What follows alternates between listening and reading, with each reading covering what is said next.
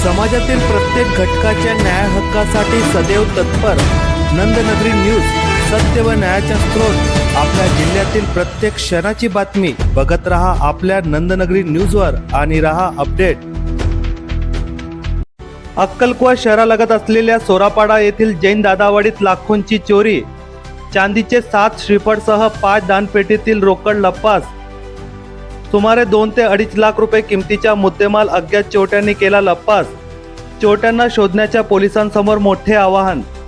अक्कलकुवा शहरालगत असलेल्या सोरापाडा येथील श्री आदिनाथ भगवान जिन मंदिर एवं जिनकुशलसुरी दादावाडी येथे चोरट्यांनी दिनांक 17 एप्रिल 2026 रोजी रात्री 8:30 ते 18 एप्रिल 2026 रोजी सकाळी 6 वाजेच्या दरम्यान चोरी केली आहे।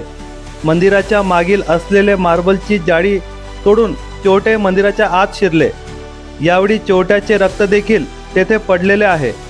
सदर चोरट्यांनी मंदिरातील मुख्य दानपेटीसह इतर 4 दानपेटी चोरट्यांनी फोडले। त्यात सुमारे 1 ते 1.5 लाख रुपये रोख रक्कमसह मंदिरातील मुख्य प्रतिमासह इतर प्रतिमेजवळ ठेवलेले चांदीचे एकूण 7 कलश असे सुमारे अंदाज 2 ते 2.5 लाख रुपये किमतीचा मुद्देमाल अज्ञात चोरट्यांनी चोरून नेले आहे।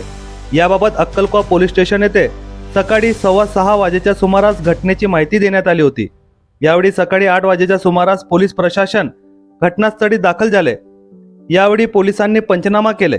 यावेळी उपविभागीय पोलीस अधिकारी सुभाष भोये, पोलीस निरीक्षक सारन नवलकर, पोलीस उपनिरीक्षक धीरसिंग वसावे, सहाय्यक पोलीस उपनिरीक्षक नूर पिंजारी यांनी घटनास्थळी भेट देत पाहणी केली।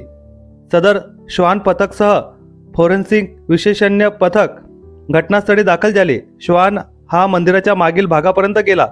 तसेच काही ठिकाणी चोरट्यांचे हाताचे ठसे फोरेन्सिक विशेषज्ञ पथक यांना आढळून आले। तसेच रक्ताचे सॅम्पल देखील यावेळी घेण्यात आले आहे।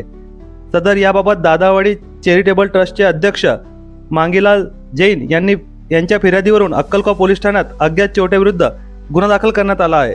सदर दिवसेंदिवस वाढत असलेल्या चोऱ्यांमुळे चोरट्यांना शोधण्याचे मोठे आव्हान पोलिसांसमोर उभे राहिले आहे। लवकरात लवकर चोरट्यांचा तपास करून त्यांच्यावर कठोर कारवाई करण्यात यावी अशी मागणी नागरिकांकडून करण्यात येत आहे।